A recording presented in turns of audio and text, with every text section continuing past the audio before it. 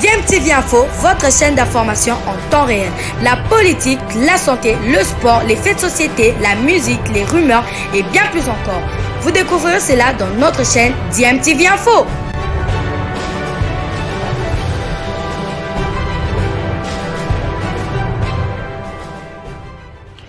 Vous êtes sur DMTV, bonjour ou bonsoir, tout dépend de l'heure à laquelle vous nous suivez. Tout plaisir est pour nous de vous retrouver, mais surtout de savoir que vous êtes nombreux en train de suivre votre chaîne YouTube DMTV. DMTV qui vous propose l'actualité, vous propose également des analyses et des réflexions sur des sujets d'actualité, sur des faits sociaux, tout simplement sur des réalités que nous observons ici chez nous en République démocratique du Congo. Guelor Kanga et les Panthères du Gabon créent la surprise en terminant deuxième de leur groupe. C'est vrai que cette équipe gabonaise a été tout de même secouée par des problèmes au sein de la sélection, surtout concernant les deux stars des Panthères, notamment Pierre-Emerick Aubameyang et les éminents. Et d'ailleurs, sur cette affaire, on en sait un tout petit peu plus. C'est vrai qu'officiellement, Pierre-Emerick Aubameyang et Mario Lemina ont quitté l'équipe du Gabon pour des raisons médicales après avoir contracté le Covid-19 quelques jours avant le coup d'envoi de la Coupe d'Afrique des Nations Cameroun 2021. Mais la vérité serait tout autre. Leur départ serait en réalité lié à un problème de comportement et donc d'indiscipline. Les deux joueurs étaient déjà au cœur d'une polémique avant le début de la compétition pour une soirée en boîte de nuit.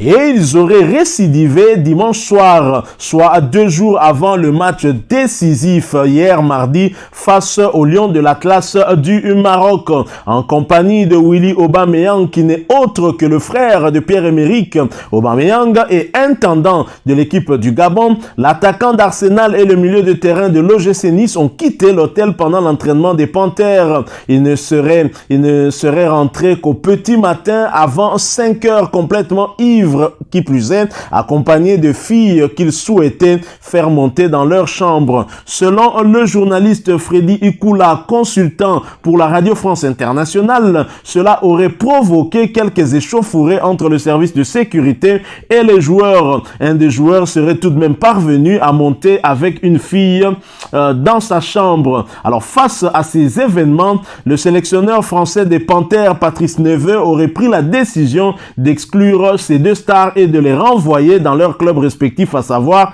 Arsenal et Nice.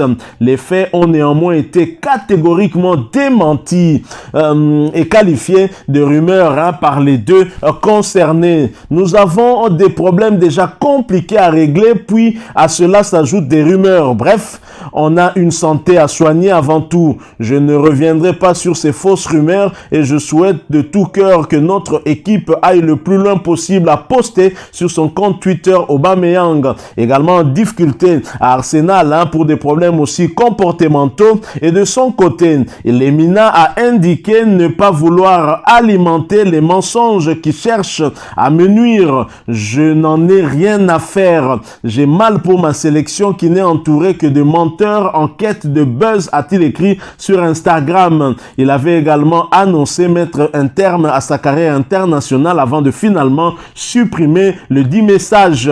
Donc voilà, le Gabon qui a connu des problèmes avant le début de cette Coupe d'Afrique des Nations qui se joue juste à côté puisque le Gabon est voisin au Cameroun. Et donc il y avait déjà des problèmes au sein de cette équipe nationale liés à des primes où on parlait de grève des joueurs. Voilà que s'est ajouté ce problème de comportement, d'indiscipline. La star de l'équipe du Gabon, Pierre-Emerick Aubameyang, qui devrait donner l'exemple, qui ne l'a peut-être pas fait. Et voilà la vraie raison de leur départ vers leur club respectif. Mais dans l'entretemps, sur le terrain, le Gabon, loin en tout cas d'être, on va dire, déboussolé par ces scandales, par ces problèmes, le Gabon s'en est quand même sorti dans ce groupe, un groupe plutôt difficile où il y avait le Ghana, faut le rappeler, et le Gabon s'en est quand même sorti en arrachant la deuxième place, le Gabon, pardon, s'en est sorti en arrachant cette deuxième place derrière le Maroc, qui reste invaincu dans ce groupe.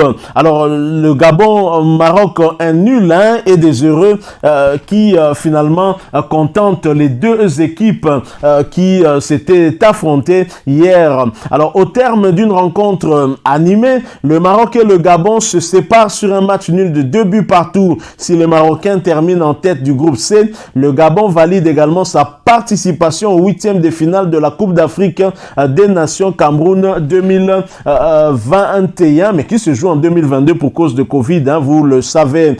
Qui aurait cru que cette rencontre prendrait cette tournure à la lueur des 20 premières minutes d'un ennui profond? Tant le Maroc que le Gabon semblaient se satisfaire d'un rythme amorphe dans la douceur de la nuit camerounaise, puis une glissade de Chakla mit le feu aux poudres et il fit tout exploser sur un long dégagement anodin d'Amonom, le gardien des Panthères du Gabon. Le défenseur marocain d'Ali Odvik avait titularisé pour faire souffler Saïs, enrhumé dans la semaine, perdait ses appuis et ouvrait la voie à Alevina en embuscade dans son dos. L'attaquant de Clermont Foot et donc coéquipier de Vital Nsimba, le latéral gauche de la République démocratique du Congo, s'est présenté seul face au gardien marocain El Kajoui et ouvrait le score d'une frappe croisée et qui finalement permet aux Gabonais de prendre l'avantage dans un match où les Panthères étaient jusque-là inoffensifs. Les hommes de Patrice Nevé vont donc être boostés par ce but contre toute attente. Ils vont donc emballer la suite de cette première période. Boumpenza d'abord, puis Gaylor Kanga, auteur d'un missile sur coup franc de 45 mètres, furent tout près de réaliser le break et donc de punir un adversaire sans idée ni intensité. Malheureusement pour les Panthères, El Kajoui, le portier des Lions de l'Atlas, veillait au grain et maintenait les siens dans la partie. Le second acte fut autrement plus explosif et équilibré entre deux équipes qui avaient enfin décidé de se livrer à fond et donc de se donner en spectacle devant les quelques spectateurs qui étaient présents au stade. Dès la reprise, un tir de 20 mètres obligeait Amonom à se détendre pour sortir cette frappe croisée qui prenait le chemin du petit filet. Un coup de sémence car le Maroc, sous l'impulsion de Bouffal, entré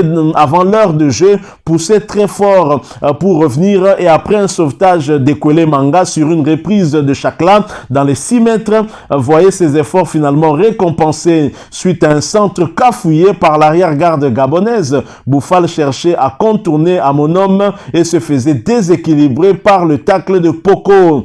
L'Angevin se chargeait lui-même de la sentence en transformant en force le penalty. On pensait alors que les Lions de l'Atlas allaient prendre l'ascendant, mais c'était sans en compter. C'était en tout cas aller un peu vite en besogne et sans compter par justement la réaction des Panthères du Gabon et leur capacité à mordre en contre, récupérant Obiang, envoyant en profondeur Alevina qui avait trouvé la transversale plus tôt dans la rencontre, dont le centre en rupture ricochait sur le tibia d'Aguerd, venu pour contester la position à Boumpenza. Le bonheur gabonais ne durera que quelques instants. En effet, sur un coup franc obtenu sur la droite à 20 mètres près de l'angle droit de la surface, Achraf Hakimi illuminait la rencontre d'une frappe sublime enroulée dans la lucarne opposée. Amonom n'y pouvait rien. La rencontre venait d'atteindre son apogée. Formidable d'orgueil, le Maroc accrochait le nul et s'assurait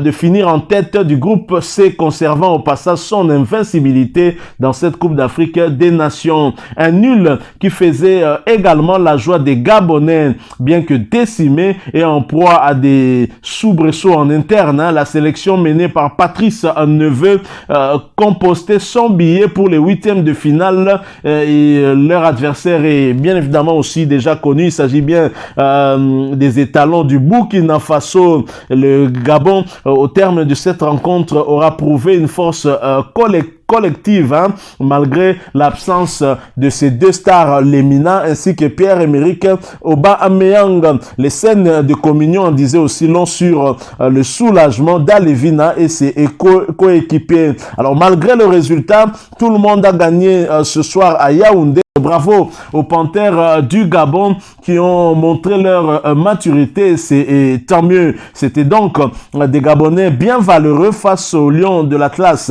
Les Panthères ont fait mieux que de résister face aux Lions de l'Atlas. Ils étaient à 2 doigts de remporter cette rencontre avec un Boupenza des grands jours. Et que dire du Congolais Gaylor Kanga qui nous a offert une prestation XXL. Je me souviens de ce coup franc tiré à 45 mètres des buts et qui a été sorti par le gardien marocain qui était très vigilant et qui a empêché Gaylor Kanga d'inscrire peut-être le but du tournoi. Et les Congolais ont prouvé qu'ils n'étaient pas rancuniers. J'ai vu des Congolais soutenir le Gabon pour Gaylor Kanga. Chapeau bas donc à l'international gabonais Gaylor Kanga qui était au cœur justement de cette dispute entre la Fédération gabonaise de football et la Fédération congolaise de football association sur une affaire d'usurpation d'identité, une affaire qui est loin de nous maintenant puisque Gaylor Kanga continue bel et bien à évoluer avec le Gabon et tant mieux pour le football. Bravo donc aux Panthères et je pense que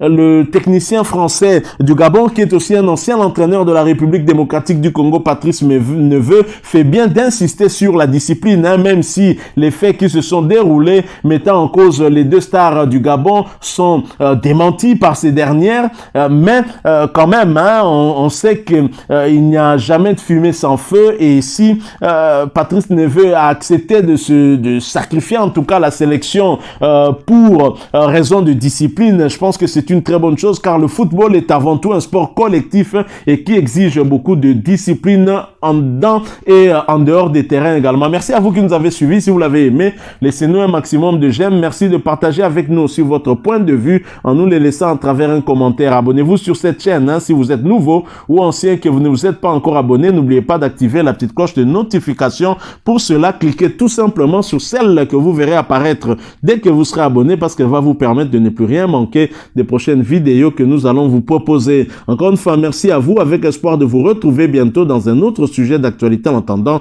portez-vous bien et DMTV vous dit au revoir.